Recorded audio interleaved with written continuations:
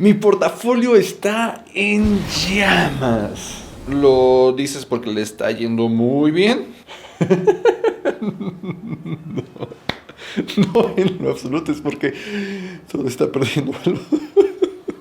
Vaya inicio de año el que estamos teniendo. 3 semanas de caídas consecutivas en las bolsas. Esta semana que acaba de caer, la peor desde marzo de 2020 al inicio de la pandemia, con el S&P 500 cayendo 7.3%, con bienes raíces globales cayendo 10%, el Bitcoin cayendo 24%, y por ahí casos un poco más aislados como el de Peloton, que cayó hasta 33% antes de recuperarse un poco, o Netflix, que cayó 34% en cuestión de semanas.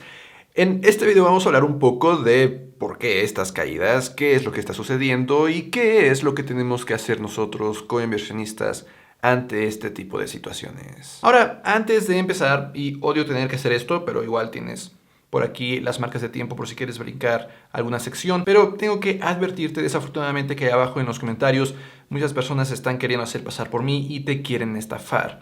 Entonces, por favor, cualquier comentario ahí abajo que veas que no provenga de mi cuenta verificada, que aparece así, por favor, no soy yo no te voy a compartir mi WhatsApp, mi Telegram. Mis únicas redes sociales son estas, sin puntos, sin guiones bajos, sin números.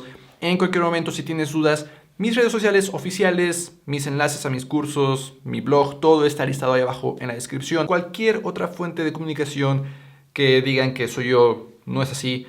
Desafortunadamente te están queriendo estafar. Desafortunadamente por el momento tengo que incluir esto en el video, pero ahora sí, vamos a brincar al tema.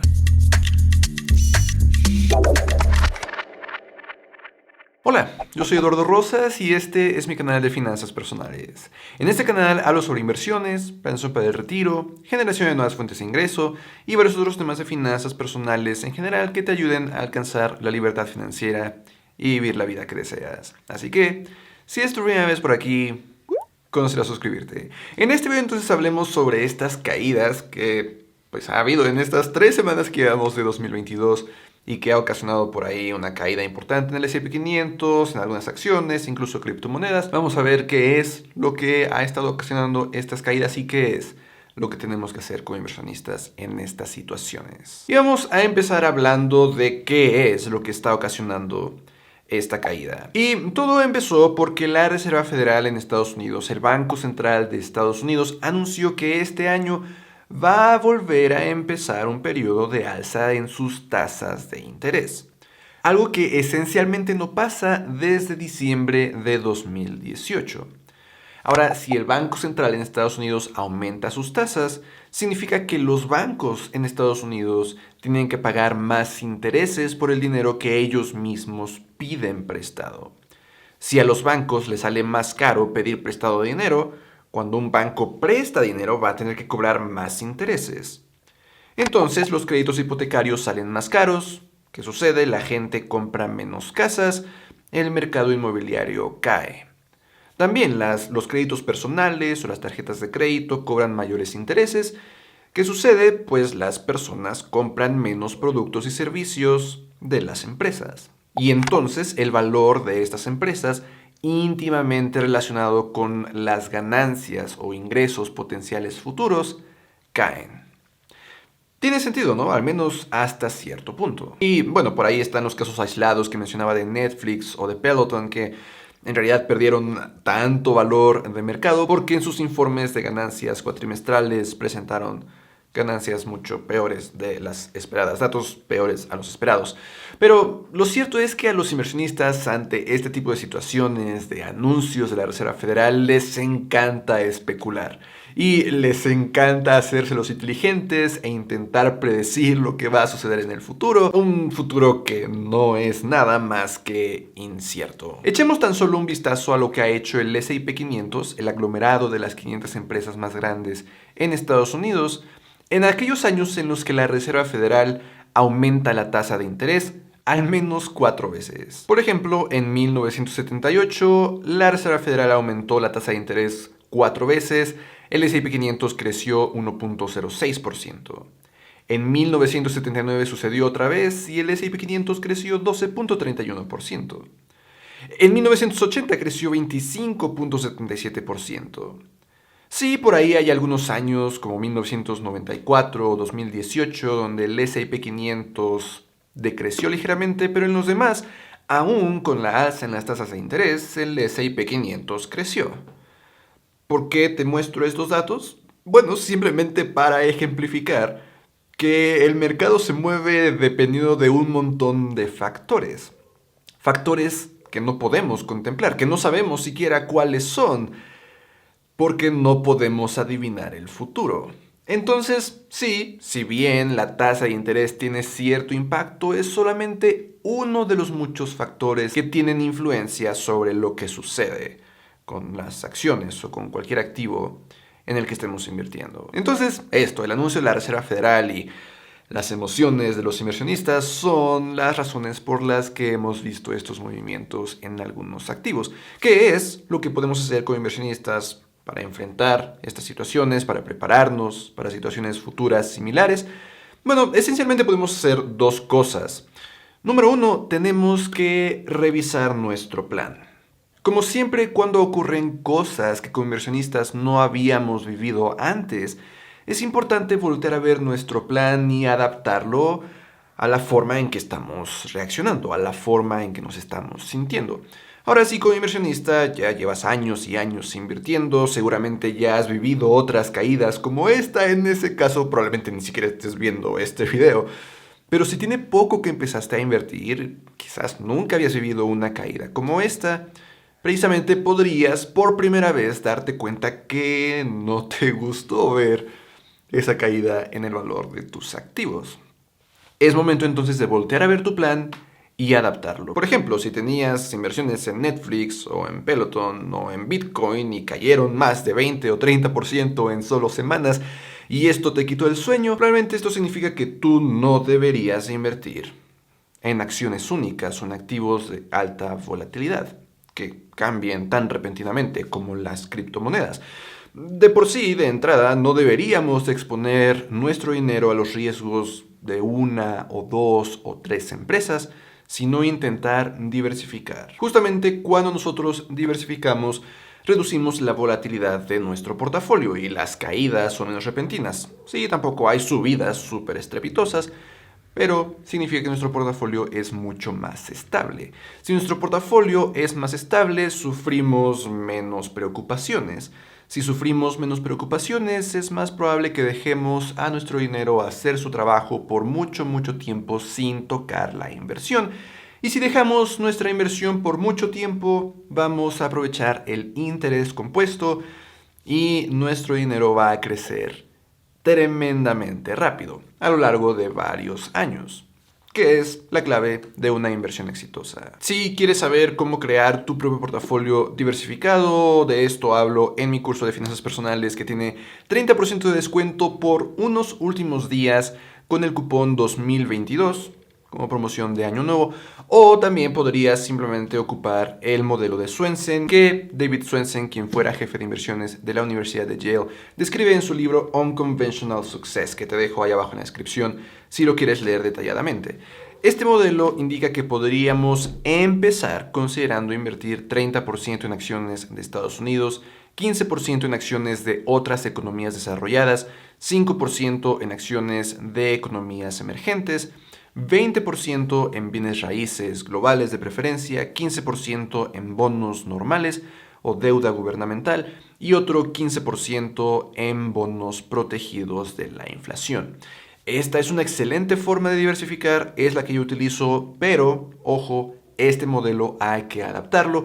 Es algo que David Swensen menciona en su libro y es algo que cubro en el curso de finanzas personales que tengo ahí abajo con 30% de descuento. Pero de nuevo, de esta forma, diversificando, reducimos riesgos, reducimos preocupaciones, significa que nuestra inversión dura más tiempo, significa que aprovechamos el interés compuesto y nuestro dinero crece y crece por muchos años. Ahora, este es el primer punto de lo que podemos hacer como inversionistas. La segunda cosa que debemos de hacer es confiar en nuestro plan.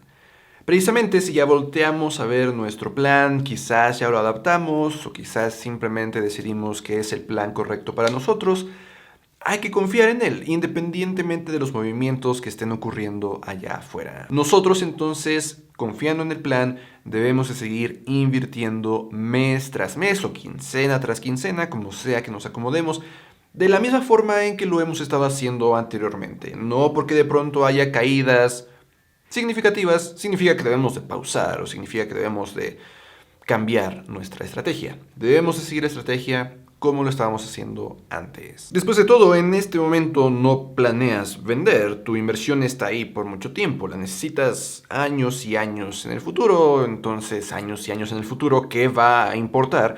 Que por unos días a principios de 2022 tus acciones, tus inversiones perdieron un poco de valor. Porque también, otra cosa, si estás invirtiendo en activos un poco volátiles, acciones, criptomonedas, no lo estás haciendo por solo semanas o meses o unos cuantos años. Hay que contemplar que si vamos a invertir en acciones, en criptomonedas, en este tipo de activos de alta volatilidad, estamos haciéndolo a 7 años o más. Si estamos invirtiendo a menos de 7 años, nosotros no deberíamos de contemplar este tipo de activos y al contrario, deberíamos de limitarnos a algo más estable como deuda gubernamental, deuda bancaria, deuda de empresas o quizás también un poco de bienes raíces. Pero esto ya lo habrías contemplado en el plan. De nuevo es algo de lo que hablo en mi curso de finanzas personales.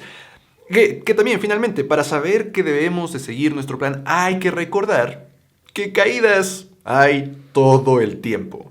De hecho, desde 1927, el S&P 500, ese aglomerado de las 500 empresas más grandes de Estados Unidos, ha caído 5% o más en promedio cada 71 días.